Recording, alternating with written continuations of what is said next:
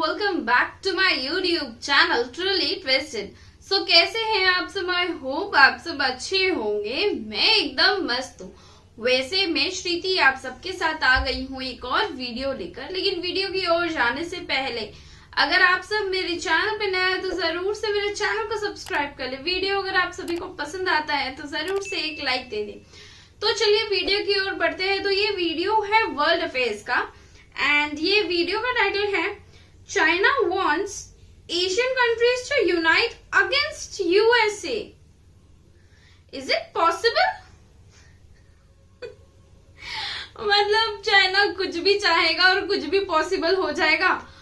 पता नहीं ये पॉसिबल है या नहीं, वो तो ये वीडियो देखकर ही पता चलेगा। लेकिन चाइना कुछ तो चाह रहा है ऐसा। तो चलिए देर ना करते हुए फटाफट से इस वीडियो को देखते हैं। So guys, let's begin the video.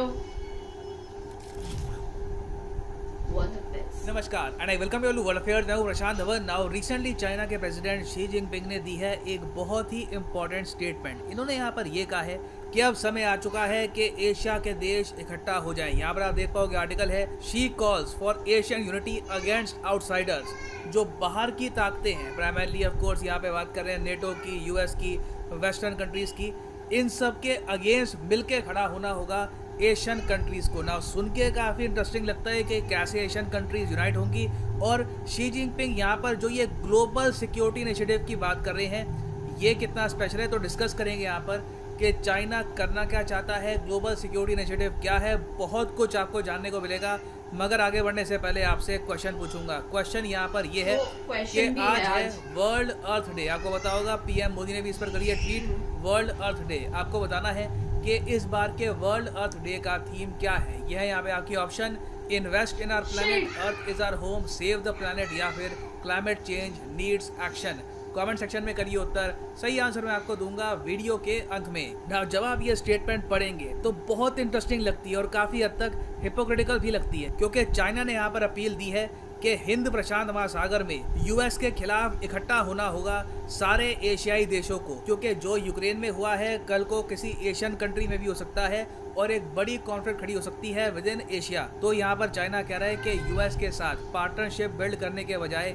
USA के खिलाफ इकट्ठा खड़ा होते हैं। अब यहाँ पर आप कहेंगे मगर चाइना ये सब करेगा कैसे, क्या कोई ये नई अलायंस फॉर्म करना चाहते हैं? देखिए शी जिनपिंग ने यहाँ पर ओपनली बात कर दी है ग्लोबल सिक्योरिटी इनिशिएटिव के बारे में, जहाँ पर ये कह रहे हैं कि मेन फोकस हमारा होने वाला है इंडिविजिबल सिक्योरिटी पर। देखो आज के समय इंटरनेशनल रिलेशंस, जियोपॉलिटिक्स में ये दो शब्द बहुत ही ज़्यादा इम्पॉर्टेंट है। इन पर डिबेट होता है, कंट्रीज एक्चुअली लड़ना स्टार्ट कर देती है इन दोनों शब्दों को लेकर, इंडिविजिबल सिक्योरिटी। और इंटरेस्टिंग बात देखिए, जहां पर चाइना और रशिया लगातार इन दो शब्दों को यूज़ करते हैं, अभी प्रेसिडेंट शी जिनपिंग ने यूज़ किया है, व्लादिमीर पुतिन भी काफ़ी बार कह चुके हैं कि इंडिविजिबल सिक्योरिटी बहुत ही इंपॉर्टेंट है। इंडिविजिबल सिक्योरिटी पर अगर फोकस करते तो यूक्रेन वॉर होती ही ना। वेरास यूएस कह रहा है कि इंडिविजिबल सिक्योरिटी की हमारी इंटरप्रिटेशन अलग है, जो रशिया और चाइना की डेफिनेशन है ये ऑल टुगेदर गलत है। तो यहाँ पे आपको जानना होगा पहली बात तो कि इंडिविजिबल सिक्योरिटी होती क्या है। बहुत ही सरल शब्दों में ये एक कॉन्सेप्ट है कि एक कंट्री अगर अपनी सिक्योरिटी को और ज़्यादा स्ट्रॉन्ग करती है किसी दूसरे देश की सिक्योरिटी को दाव पे रखकर या फिर उसको खतरे में डालकर, तो वहाँ पर सेकेंड कंट्री को एक बार को हक है कि अपने बचाव में, अपने डिफेंस में उस कंट्री को वो अटैक भी कर सकता है। अब यूक्रेन के केस में आप अगर देखो तो क्या हुआ है, यूक्रेन ने रशिया के हिसाब से इंडिविजिबल सिक्योरिटी के सिद्धांत को वायलेट किया, उसका उल्लंघन किया, क्योंकि यूक्रेन ने कहा कि हमारी सिक्योरिटी के लिए हम नेटो ज्वाइन करेंगे ताकि कल को हम सेफ रहें। मगर ये करते हुए यूक्रेन ने रशिया की जो सिक्योरिटी है ये खतरे में डाल दी और उसके रिस्पांस में रशिया को अटैक करना पड़ा यूक्रेन को। अब यहाँ पर आप पूछेंगे कि क्या चाइना खुद इंडिविजिबल सिक्योरिटी को फॉलो करता है, तो इसका आंसर है ऑफ कोर्स नॉट। आपने एक बात नोट करी होगी, जब भी चाइना पाकिस्तान को बड़े स्केल पर हथियार बेचता है तब एक स्टेटमेंट हमेशा आती है कि ये हथियार किसी सर्टन कंट्री के अगेंस्ट टारगेटेड नहीं है,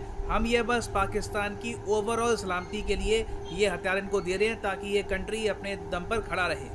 ये चाइना इसलिए बोलता है ताकि चाइना पर आरोप ना लगे कि चाइना इंडिविजिबल सिक्योरिटी के जो सिद्धांत है ये तोड़ रहा है पाकिस्तान को स्ट्रॉन्ग करके, ताकि इंडिया को काउंटर किया जा सके। उसके अलावा रिसेंटली जैसे आपको पता होगा चाइना ने सोलोमन आइलैंड्स के साथ एक डील कर दी है जिसके अंडर चाइना मिलिट्री बेस बना पाएगा ऑस्ट्रेलिया के बहुत ज़्यादा करीब। ये भी इंडिविजिबल सिक्योरिटी का एक वायलेशन है। चाइना क्लियरली ऑस्ट्रेलिया की जो सिक्योरिटी है इसको खतरे में डाल रहा है। क्या करके? अपनी सिक्योरिटी को इंश्योर करके, अपनी सिक्योरिटी को बढ़ाकर एक दूसरी कंट्री की सिक्योरिटी को डाल रहा है खतरे में। तो इवन दो चाइना का जो ग्लोबल टाइम्स है, इनके प्रेसिडेंट बार बार इंडिविजिबल सिक्योरिटी की बात करे, मगर यूएस ओपनली कह चुका है कि चाइना आज के समय बन चुका है एक तोता। लिटरली यूएस ने कहा है China continues to target some Russian security concepts. और नीचे यहाँ पे आप देखोगे प्राइमरली ये इंडिविजिबल सिक्योरिटी की ही बात कर रहे हैं। एक्चुअली आप अगर इंटरनेशनल रिलेशंस और जियोपॉलिटिक्स को इन डेप्थ पढ़ेंगे तो ये जो शब्द है, दो शब्द आपको काफ़ी बार टकराएंगे वेरियस आर्टिकल्स में। अब यूएस यहाँ पर कहता है कि देखो, हम भी यकीन करते हैं कि इंडिविजिबल सिक्योरिटी होनी चाहिए, मगर हमारी जो इंटरप्रिटेशन है ये काफ़ी हद तक डिफरेंट है। और इस बात को लेकर पुतिन भी काफ़ी हद तक मैं कहूँगा गुस्सा रहते हैं कि कंट्रीज़ को एक्चुअली प्रॉपरली डिफाइन करना होगा इंडिविजिबल सिक्योरिटी का कॉन्सेप्ट, कि कब हम मानेंगे कि एक कंट्री ने एक ऐसा एक्शन उठा लिया है जिससे दूसरे कंट्री की जो सिक्योरिटी है ये खतरे में आ सकती है। और जिस कंट्री ने ये एक्शन उठाया है, क्या उसको ये एक्शन उठाने की आवश्यकता थी? क्या उसकी खुद की सिक्योरिटी इतने खतरे में थी कि उसको ये एक्शन उठाना पड़ा? तो अभी के लिए इसकी कोई प्रॉपर डेफिनेशन है नहीं। हम ये नहीं कह सकते कि इंडिया अगर S-400 परचेज कर रहा है तो पाकिस्तान कहे कि देखिए इंडिविजिबल सिक्योरिटी का क्या हो गया, ये हमारी सिक्योरिटी को खतरे में डाल रहे हैं अपनी सिक्योरिटी को स्ट्रॉन्ग करने के लिए। तो अगेन, आप अगर इसकी डेफिनेशन पे आओगे तो कहीं पर भी आप कह सकते हो कि ये इंडिविजिबल सिक्योरिटी का वायलेशन हो रहा है। मगर अभी के लिए रशिया का कहना ये है कि अगर कोई छोटा देश या फिर कोई पड़ोसी देश एक बड़े मिलिट्री ब्लॉक को ज्वाइन करना स्टार्ट कर देता है बिना किसी रीज़न के, बिना किसी कारण के, तब तो ये डायरेक्ट वायलेशन है इंडिविजिबल सिक्योरिटी का। अब यहाँ पे आप कहेंगे चाइना बार बार इन दो शब्दों को क्यों दोहरा रहा है? तो इसका रीज़न ये है कि लॉन्ग टर्म में चाइना को जेन्युइन एक थ्रेट दिखता है कि इंडिया, यूएस और बाकी जो क्वाड कंट्रीज़ हैं, अगर ये मिलके काम करते हैं, अपना डिफेंस एक्सपेंडिचर बढ़ाते हैं, इकोनॉमीज इनकी ग्रो होती है, तो जेन्युइनली चाइना को काफ़ी प्रॉब्लम आने वाली है इस रीजन में।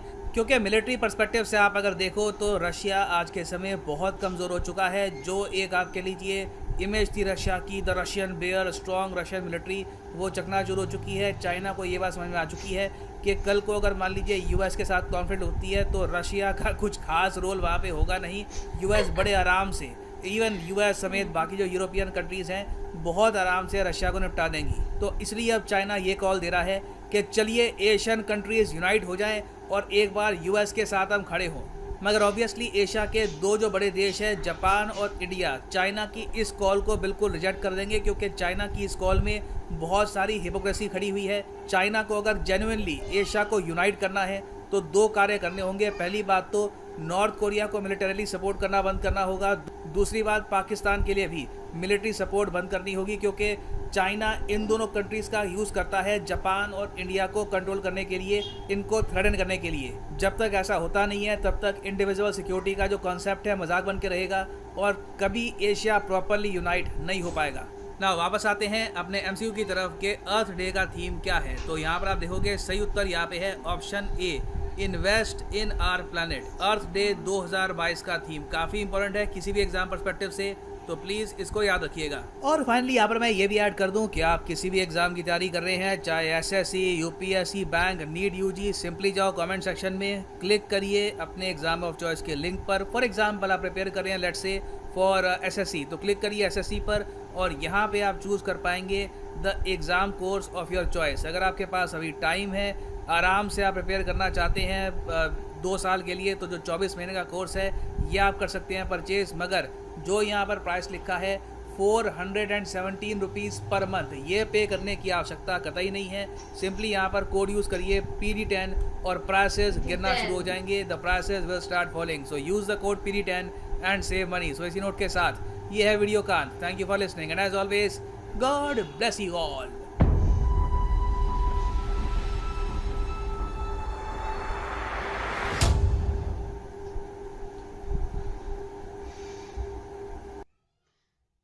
गाइस, ये जो थीम वर्ल्ड अर्थ डे का जो था, इसके बारे में मैंने न्यूज में काफी ज्यादा पढ़ा था। मतलब मैं सुबह से आर्टिकल्स वगैरह देख रही हूँ, स्टेटसेस देख रही हूँ मैं लोगों का, वॉल थे। इनफैक्ट मेरे ऑर्गेनाइजेशन ने भी बहुत कुछ डाला था इससे रिलेटेड, कुछ इवेंट्स भी हुआ था, लेकिन मैं इसकी थीम को कैसे मिस आउट कर गई। मतलब लिटरली इसी वजह से मैंने स्टार्टिंग ऑफ द वीडियो जैसे ही ये क्वेश्चन है, आई वाज लाइक शिट।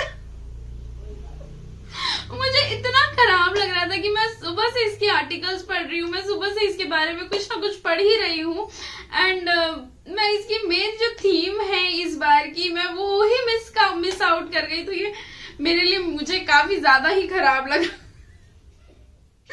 कि यार मैंने क्या कर दिया। सो ये जो चाइना को चाहिए है कि सारी एशियन कंट्रीज एक साथ हो जाए, एंड ये पॉसिबल भी है अगर चाइना अपना बेनिफिट देखना छोड़ दे। जब तक चाइना सिर्फ और सिर्फ अपने बारे में देखेगा, सिर्फ और सिर्फ अपना अच्छा चाहेगा, तब तक तो कुछ नहीं होने वाला।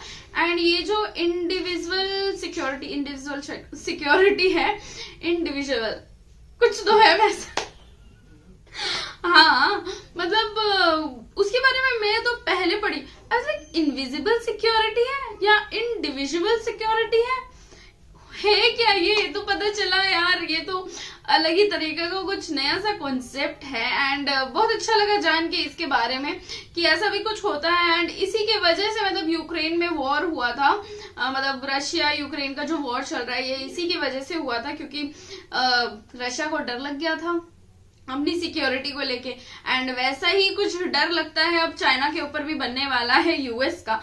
एंड ये तो इम्पॉसिबल है कि ऐसा कुछ मतलब सारी एशियन कंट्रीज एक साथ आ जाएंगे, क्योंकि जापान और इंडिया यही तो एक देश है जो मतलब कभी नहीं चाहेंगे कि सारे एशियन कंट्रीज एक साथ आए, क्योंकि बस चाइना अपना प्रॉफिट देखता है एंड हम चाइना के सपोर्ट में बिल्कुल नहीं है। बैन जैसे उसके प्रोडक्ट्स बैन हुए हैं, चाइना का सारा एप्स बैन हो गया इंडिया में, वैसे चाइना को भी पूरा ऑल ओवर बैन कर देना चाहिए।